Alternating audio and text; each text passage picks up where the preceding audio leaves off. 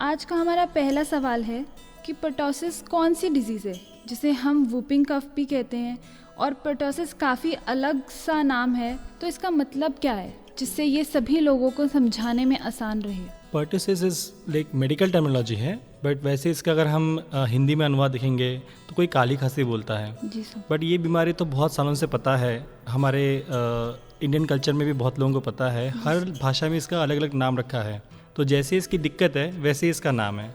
अगर हम pure English literature देखते हैं तो इसका नाम वूपिंग कफ है। जी जी। वूपिंग का मतलब होता है कि अगर आप जोर से सांस लेते हो तो उसका जब आवाज़ आती है उसे वूप कहते हैं। जी सर। ये जो बीमारी है इसकी खासियत ही ऐसी होती है कि इसमें एक अलग तरह का आवाज़ आता है खांसने के बाद, जो वूप होता है उसी को वूपिंग कफ कहते हैं। जी डॉक्टर, एक मिथ है कि पर्टोसिस सिर्फ न्यू बॉर्न बेबीज या यंग चिल्ड्रंस में ही होता है, या फिर एडल्ट्स और ओल्ड एज में भी इसके लक्षण देखे गए हैं। क्या ये डिजीज़ ओल्ड लोगों को भी हो सकती है या एडल्ट्स को भी हो सकती है, या सिर्फ न्यू बॉर्न बेबीज को ही होती है? ये बहुत खास बीमारी है, ये सभी को हो सकती है। जी सर। ये जो जिसकी वजह से ये इन्फेक्शन होता है जी सर। वो बैक्टीरिया इतना खास है कि वो हर किसी को इन्फेक्ट कर सकता है। इन्फेक्शन करने के तरीके भी बहुत आसान है उसके लिए। अगर कोई इन्फेक्शन हुआ हुआ बंदा है, उसने अगर खांस दिया, खांसने के बाद वो बैक्टीरिया हवा में चला जाएगा। हवा में जाने के बाद वो जो भी उसके आजू बाजू के एरिया में जो भी अगर सांस ले रहा है उसको इन्फेक्शन शुरू हो जाएगा।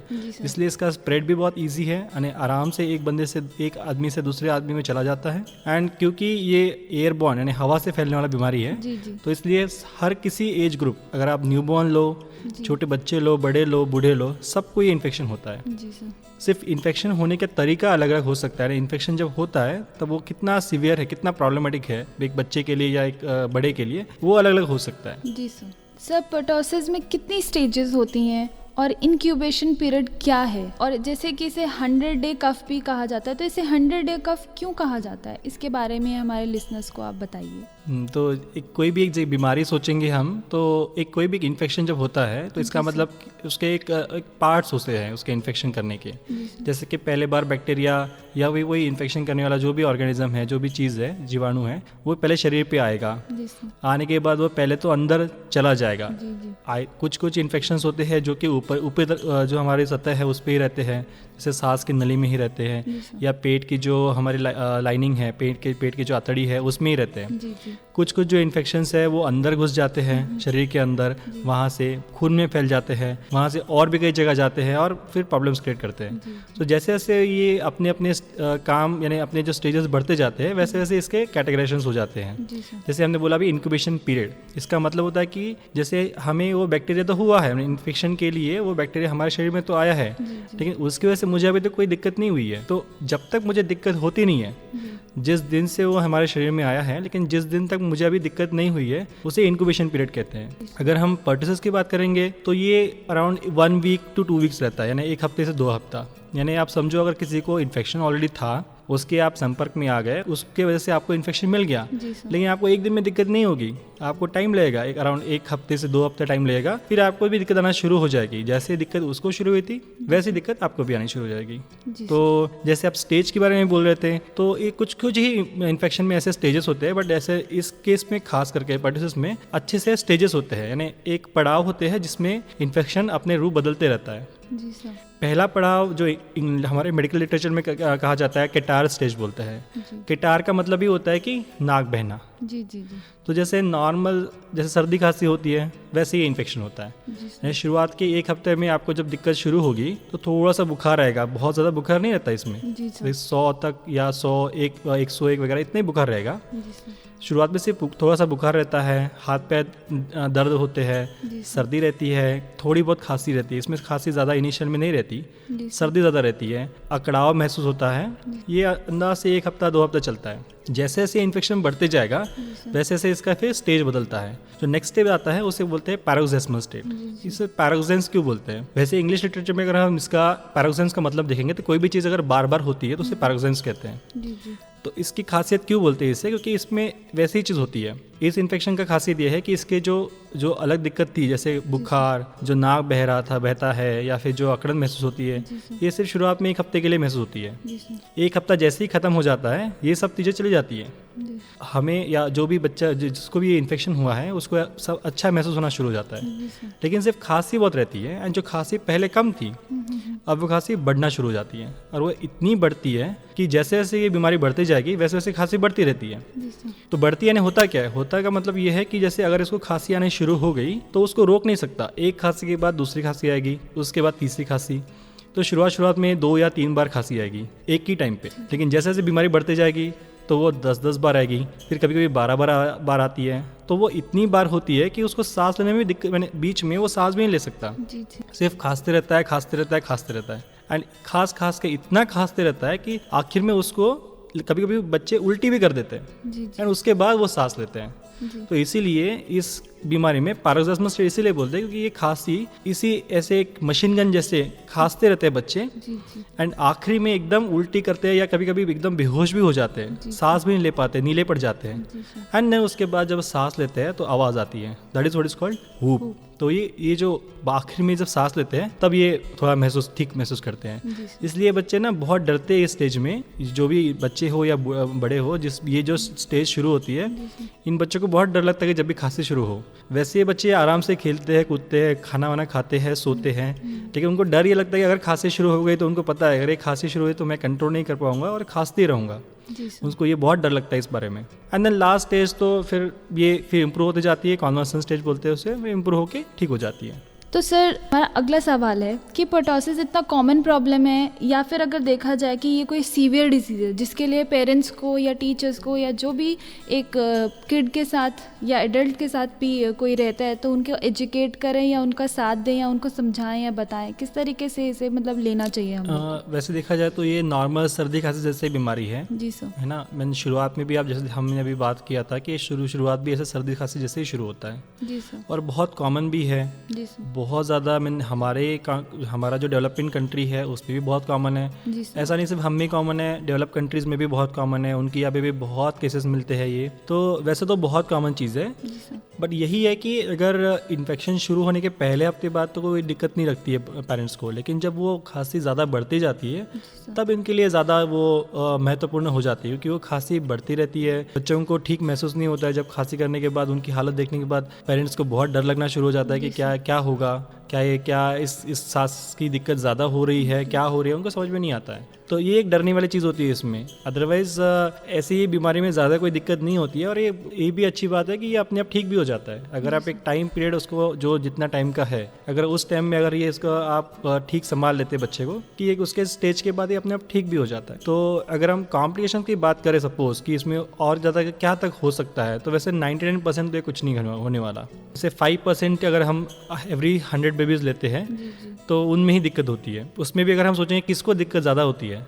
तो जो छोटे बच्चे, बड़े वगैरह, इनमें तो ज़्यादा दिक्कत होती नहीं है। बहुत छोटे बच्चे हैं, खास करके जो न्यूबॉर्न्स यानी 1 साल से कम नीचे वाले जो है वो ज़्यादा इसमें अफेक्ट होते हैं, क्योंकि उनमें खांसी नहीं होती। खास करके उन बच्चों का प्रेजेंटेशन अलग होता है। उसमें जब ये इन्फेक्शन होता है और जब ये सेकेंड स्टेज पे आ जाते हैं तब बच्चे सांस लेना भूल जाते हैं। उसको मेडिकल टर्मिनोलॉजी में एपनिया बोलते हैं।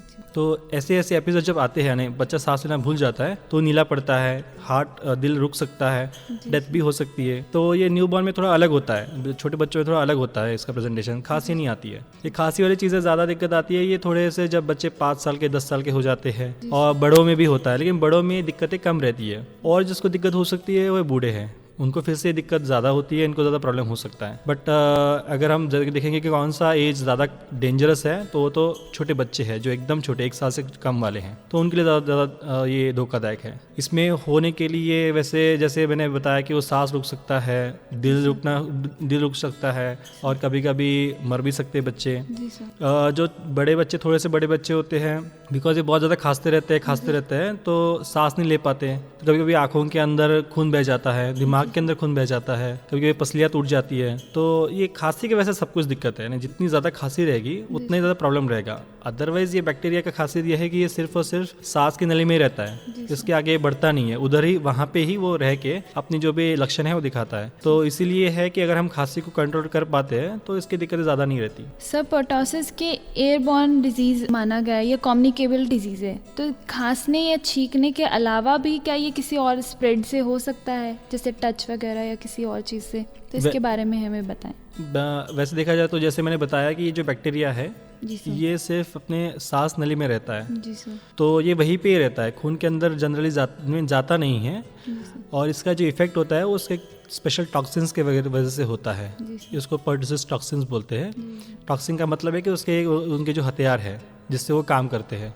तो बेसिकली ये क्या करते हैं कि हमारे जो सांस की नलियाँ हैं उनमें बार बार वो इन्फ्लेमेशन प्रोड्यूस करते हैं, जिसकी वजह से खांसी आती रहती है। तो इसीलिए जब ये खांसते हैं तभी ये फैलता भी है।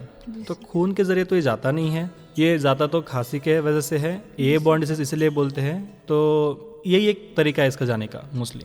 तो हाथ से जाने का तरीका तो नहीं है, पर हाँ अगर ये हो सकता है, अगर किसी ने खांसते वक्त या छींकते वक्त हाथ में सामने लेके खांसा है या छींका है, उसके बाद आपके हाथ में टच किया है या ना आपने आपके हाथ को मुंह के ऊपर लगा दिया, तो वैसे स्प्रेड हो सकता है। सर, पर्टोसिस यानी काली खांसी या हुपिंग कफ जिसको हम कहते हैं, इसका डायग्नोस कैसे किया जा सकता है? अगर इसमें इसे टाइम या इनिशियल स्टेज पे डायग्नोस किया जाए तो वो ठीक रहेगा, या फिर कई बार ऐसा होता है कि हमें पता नहीं चलता बीमारी का और लास्ट स्टेज तक वो पहुंच जाती है, तो कैसे, मतलब क्या ये इफेक्ट कर जाएगी या तब क्योर नहीं कर सकते अगर ये लास्ट स्टेज पे पहुंच चुकी है? तो जैसे मैंने बताया, इसके जो स्टेजेस है, इसके डायग्नोसिस तो मोस्टली क्लिनिकल होता है। क्लिनिकल का मतलब जिस तरह से इसकी दिक्कतें बढ़ती जा रही है या दिक्कतें चलती जा रही है, वैसे इसका डायग्नोसिस ज़्यादा कॉमनली पाया जाता है। अगर हम भी हमारे क्लिनिक में भी हम देखते हैं तो मोस्टली हम क्लिनिकल डायग्नोसिस रखते हैं। जैसे कि बच्चे को पहले शुरुआत में सिर्फ सर्दी खांसी थी, थोड़ा सा बुखार था, एंड अभी सिर्फ और सिर्फ खांसी है, बुखार भी नहीं है, बच्चा वैसे ठीक लग रहा है, लेकिन खांसी बहुत दिक्कत चल रही है।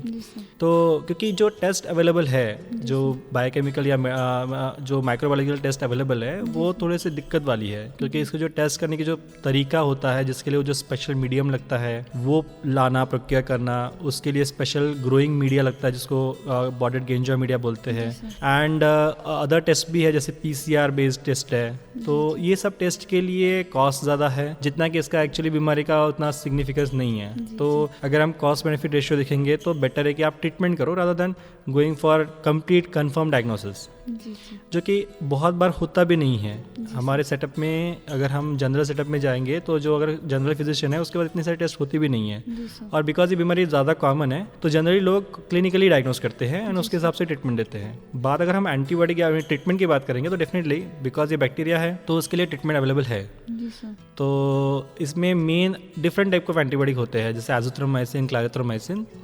तो लेकिन ये जो भी एंटीबॉडी हम देते हैं इसका भी एक सिग्निफिकेंस है कि ये कब देना चाहिए। अगर आपको लगता है कि ये दिक्कत है, जैसे आपको पता है कि किसी और को ये दिक्कत थी, उसको इसी तरह का खांसी आ रही थी, अभी दूसरे बच्चे में ये दिक्कत आनी शुरू हो गई है, तो जिसको पहले शुरुआत में ये दिक्कत आनी शुरू हो गई है उसको अगर हम ट्रीट करते हैं तो उस बच्चे का फ़ायदा ज़्यादा होता है। उसमें जो अगर बीमारी 10 हफ्ते चलनी है तो ये कम होके 3 हफ्ते में आ जाएगी। या जो खांसी का दिक्कत, ये जो स्प्रेड होता है, इन्फेक्शन फैलता है दूसरे से, वो विद इन 5 डेज में रुक जाता है। लेकिन अगर हम ये सोचते हैं कि जो सेकेंड स्टेज में जो अगर बच्चा चला गया अभी उसको वो खांसी आती ही जा रही है, उसमें एंटीबॉडी देने का ज़्यादा रोल नहीं होता है। उसमें अगर एंटीबॉडी देंगे भी तो उसमें उसका ड्यूरेशन चेंज नहीं होता है, ना ही उसकी सिम्टोलॉजी ज़्यादा बदलती है। उसको जो खांसी आनी है वो आनी है। तो मोस्टली इसमें सिम्टोमेटिक ट्रीटमेंट होता है, जैसे कि हमें ऐसी दवाई देनी है जिससे खांसी कम रहे। हम बैक्टीरिया के पीछे नहीं पड़ते उस केस में हम फिर ट्रीटमेंट जो सिम्टम्स है, खांसी है, उसको ट्रीट करने के पीछे लगते हैं। सर, हमारा अगला सवाल है कि पर्टोसिस को प्रिवेंट करने के लिए क्या किया जा सकता है? प्रिवेंशन और वैक्सीन के बाद भी कितने चांसेस रहते हैं इसे दोबारा होने के, और एंटीबायोटिक्स लेना कितना इफेक्टिव रहता है इसमें? क्यों एंटीबायोटिक हार्मफुल भी हो सकते हैं क्या बच्चों के लिए? जैसे आप ऑलमोस्ट बता ही रहे हो, वैसे इसमें देखा जाए कि अगर हम प्रिवेंशन करना है तो क्लीनलीनेस इज द थिंग। जितना हम साफ सुथरा रहेंगे, ये सारे इन्फेक्शंस है। जी सर। तो अगर इन्फेक्शन है, इन्फेक्शन का बचाव तो सबसे बढ़िया तरीका होता है क्लीनलीनेस। जी सर। तो अगर किसी को खांसी हो रही है तो इट्स जस्ट ऑब्वियस कि उसने खांसते वक्त रुमाल रखना है। या फिर एक और CDC बोलता है, जैसे CDC is like centre of disease control USA, वो उनकी कुछ गाइडलाइंस होती है कि आदमी अगर किसी को खांसी आती है तो कैसे करनी है। तो उसमें ये बोलते हैं कि हाथ सामने रख के, मुंह के सामने रख के छींकना या खांसना नहीं है। अगर आपको अर्जेंट अगर आपके पास रुमाल है, आपको पता है कि भी खांसी आने वाली है, छींक आने वाली है, तो आप रुमाल रख के छींक कीजिए, खांसी कीजिए। अगर आपको लग रहा है कि अभी आपके पास कोई ऑप्शन नहीं है, अर्जेंट हो रहा है, बिकॉज सर्दी छींक तो कभी भी एकदम से आ जाती है, तो उस केस में आप जो आपकी बाह होती है उसके ऊपरी हिस्से पे छींकना या खांसना चाहिए, सो दैट अगर आप हाथ किसी को मिला भी लेते हो आगे जाके तो किसी उसका इन्फेक्शन स्प्रेड नहीं होता है। दूसरा जो तरीका है स्प्रेड रोकने का या इन्फेक्शन ना होने का, वो तो वैक्सीन्स है। वैक्सीन्स जो होती है, लस जो होती है, उसके लिए अवेलेबल है, जो कि बहुत सालों से अवेलेबल है। उसके भी 2 तरीके के वैक्सीन होते हैं, होल सेल यानी पूरी की पूरी जो बैक्टीरिया, या फिर ए सेलुलर, इसका मतलब बैक्टीरिया पूरा यूज़ नहीं करते हैं, जिसकी वजह से इन्फेक्शन होता है, टॉक्सिन्स, उसका उपयोग करते हैं। तो हमारे जो इंडिया में अवेलेबल है, जो गवर्नमेंट सप्लाई प्रोवाइड करता है, इसको प्रिवेंशन करने के लिए DPT नाम की वैक्सीन होती है। वो वैक्सीन्स हम 6वां हफ्ता, 10वां हफ्ता, 14वां हफ्ता, ये 3 टीके लगाने हैं। उसके बाद में 15 से 18 हफ्ते में महीने वाला टीका, और एक 4 से 5 साल वाला टीका। तो अगर ये इतने सारे टीके लगा लेते हैं तो इससे बच्चे का या फिर आदमी का, बड़े होकर भी इन्फेक्शन रोका जा सकता है। ये जो गवर्नमेंट प्रोवाइड करती है हमारे, वो होलसेल होता है, बट ये भी पाया जाता है कि थोड़ा सा लोगों को ज़्यादा लगता है कि ये वैक्सीन जब गवर्नमेंट वाला देने के बाद ज़्यादा बुखार आता है, जो कि ये पाया जाता है कि होलसेल अगर हम यूज़ करते हैं तो उससे ज़्यादा होता है। तो किसको ज़्यादा दर्द नहीं चाहिए, अगर उसको बुखार कम रखना है, तो जो प्राइवेट से मिल जाती है ए सेलुलर वैक्सीन, वो भी दे सकते हैं।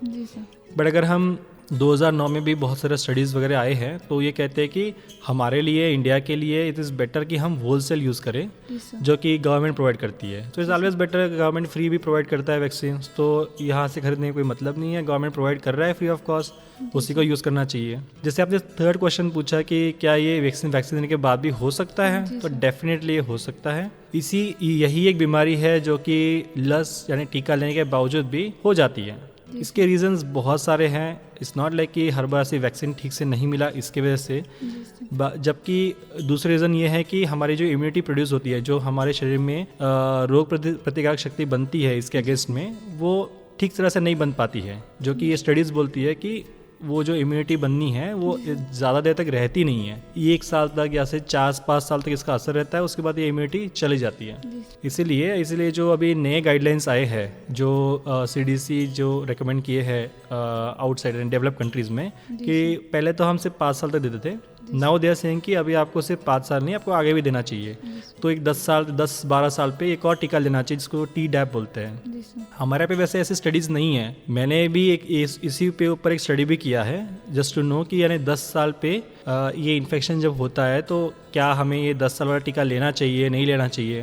तो हमारे स्टडीज़ भी बहुत ज़्यादा हमें हेल्प नहीं किया इस मामले में, बट फिर भी हम ये कह सकते हैं कि बिकॉज उनके यहाँ पे भी इन्फेक्शन बहुत ज़्यादा है, हमारे पे भी बहुत इन्फेक्शन ज़्यादा है, उनके यहाँ पे भी बहुत ज़्यादा स्प्रेड होता है, हमारे पे भी स्प्रेड होता है इन्फेक्शन, तो हम उनके गाइडलाइन फॉलो करके Tdap वैक्सीन ले सकते हैं 10 साल पे। डॉक्टर 2013 की रिपोर्ट देखें, जो कि मैंने एक इंटरनेट से सर्च किया है, कि जिसमें 61,000 डेथ्स पाई गई हैं इस बीमारी से, अकॉर्डिंग टू 1990 में, जिसमें 1,38,000 डेथ्स हुई हैं।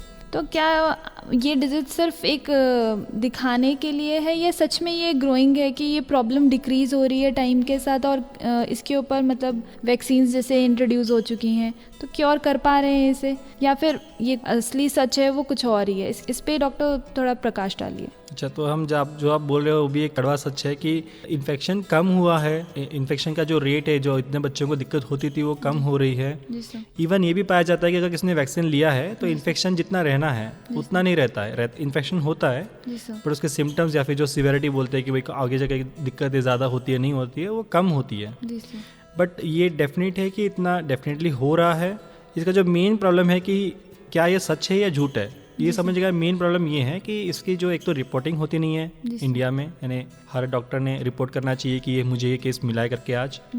दूसरा प्रॉब्लम ये है कि इसका क्लिनिकल डायग्नोसिस है, क्योंकि टेस्ट करने के जाएंगे तो टेस्ट जो होती है वो बहुत महंगी है, हमारे पे अवेलेबल भी नहीं है इन सब टेस्टों की, तो इसलिए प्रॉब्लम ये होता है कि डायग्नोसिस कंफर्म नहीं होता है। दैट इज़ द रीज़न कि वो रिपोर्ट नहीं हो पाती है। जो जहाँ पे जैसे आउटसाइड इवन डेवलप कंट्रीज में भी जब ये डायग्नोस हो जाता है एंड इवन दे ट्रीट, तो भी उनके जो नंबर ऑफ इन्फेक्शन है वो बहुत ज़्यादा है। सो यही एक कारण है कि ये सोच रहे हैं कि लोग सोच रहे हैं, या हम मेडिकल फैकल्टी सोच रही है कि ये इन्फेक्शन अभी भी बहुत कॉमन है, एंड ये अकेली बीमारी है कि जो कि इन्फेक्शन इन्फेक्शन देने के बावजूद भी अभी भी है। जी सर। बट इसका मतलब ये नहीं कि वैक्सीन लेने का कोई मतलब नहीं है। आई वुड से कि वैक्सीन बहुत ज़रूरी है, रादर हमें अभी उसका और ड्यूरेशन बढ़ाना चाहिए, क्योंकि उसको अगर हमें अगर कंट्रोल करना है तो वैक्सीन का, जैसे हमने अभी बताया मैंने, कि इसका इफेक्ट ज़्यादा नहीं रहता है। सो हमें रिपीटेड इन्फेक्शन वैक्सीन जो बूस्टर है वो देने पड़ेंगे। जी सर। इन्फेक्शन अगर हमें कंट्रोल करना है तो यही एक तरीका है अच्छे से कंट्रोल करने का। एंड डेफिनेटली आप साइंस अपना प्रोग्रेस कर रहा है, वो अपनी और तरीके कुछ ढूंढेंगे, कुछ नए रिसर्च आएंगे एंड उस बेसिस पे हम सोचेंगे कि ये इन्फेक्शन और ये बेटर वे से कंट्रोल हो जाए। सर आप क्या सजेशन या एडवाइस देना चाहेंगे हमारे लिसनर्स को कि वो कैसे अपने आप को हेल्दी रख सकें और पर्टोसिस से यानी काली खांसी से निजात पा सकें, और हमें क्या एफर्ट्स करने चाहिए जिससे ज़्यादा से ज़्यादा पब्लिक एजुकेट हो सके इसके बारे में? तो सबसे ज़रूरी चीज़ है कि वैक्सीनेशंस, जी सर। वैक्सीन्स लगाना बहुत ज़रूरी है, और उससे ज़्यादा ज़रूरी है क्लीनलीनेस। जी सर। अगर हम जो एटिकेट्स बोलते हैं कि कैसे खांसना है, जी सर। खांसी आती है तो किस तरह से मुंह को ढकना है, जी सर। ये सब चीज़ें फॉलो करना बहुत ज़रूरी है। अगर हम ये सोचेंगे कि सिर्फ दवाइयाँ ही सब कुछ करेगी तो वो तो नहीं होने वाला है। जी सर। क्योंकि अगर हम ये देखते हैं कि फॉरेन जो भी डेवलप कंट्रीज़ है जैसे यूएसए वगैरह, अगर हम ये सोचते हैं कि वो लोग आगे बढ़े हैं तो इट्स नॉट कि सिर्फ और सिर्फ उन्होंने नए नए एंटीबॉडीज़ बनाए हैं और वो फिर आगे बढ़े हैं या उन्होंने इन्फेक्शन को कंट्रोल किया है। उनके यहाँ पे क्लीनलीनेस भी बहुत ज़्यादा है। तो कोई भी इन्फेक्शन हो, इट्स नॉट अबाउट कि सिर्फ पर्टुसिस की बात कर रहे हैं हम, कोई भी इन्फेक्शन वाली चीज़ है अगर आपको कंट्रोल करनी है तो क्लीनलीनेस बहुत ज़रूरी है। बाकी चीज़ें तो जो फिर एंटीबायोटिक्स वगैरह वो तो एक पार्ट एंड पार्सल है ही। अगर आपको इन्फेक्शन हुआ है आपको ट्रीटमेंट लेना पड़ेगा, ट्रीटमेंट के बाद ठीक भी हो जाता है।